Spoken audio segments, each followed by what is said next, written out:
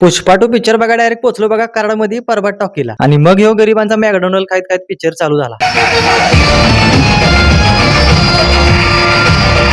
आता पिक्चर बघून बाहेर आलो आम्हाला लगेच इकडे एक फॉलोअर पण भेटला. मग तिथनं आम्हाला डायरेक्ट जायचं होतं कराडातल्या श्री साई लाईट हाऊसला. का सांगा बघू तर आम्हाला आमच्या घराचं लाईट फिटिंगचं साहित्य घ्यायचं होतं. मग इथं आलो आमच्या सरकारने महत्वाची बटनाची क्वालिटी चेक करायला चालू केली आणि हरिसन कंपनीचा बोर्ड पसंत केला आणि लिस्ट प्रमाणे एवढं सगळं साहित्य बाहेर काढायला सांगितलं. मग दादाला म्हणलं आता लिस्ट चेक करा आणि माल भरायला चालू करा बघू. मला वाटलं इथे इलेक्ट्रिकलचं साहित्य लई महाग असेल पण आम्हाला इथे एकदम योग्य दरात आणि एक नंबर क्वालिटीचं साहित्य मिळालं. दादाला म्हणलं दोरी तेवढी जाम बांध बरं का आम्हाला 50 किलोमीटर लांब जायचं आहे. दादा म्हणलं तर आमच्या दुकानात तुम्ही पहिल्यांदा आलाय आमच्याकडनं एक छोटंसं गिफ्ट घ्या. मग कराडातनं निघालो डायरेक्ट येळापुरात पोहोचलो. आमची बघा अचानकच निनायदेवी वाचनालयाला भेट झाली. हे वाचनालय बघा गावातल्या सगळ्या विद्यार्थ्यांसाठी मोफतच आहे त्यामुळे ह्या वाचनालयाचा आदर्श घेणं सगळ्यांनी लय महत्वाचं आहे. मग छोट्या मोठ्या कार्यकर्त्यांबरोबर इथं जरा गप्पा गोष्टी केल्या आणि महत्वाचं म्हणजे ह्या मित्राला भेटून लय बरं वाटतं कारण हा लहानपणापासून दिव्यांग असून सुद्धा या वाचनालयातल्या सगळ्या विद्यार्थ्यांचा अभ्यास स्वतः घेतो.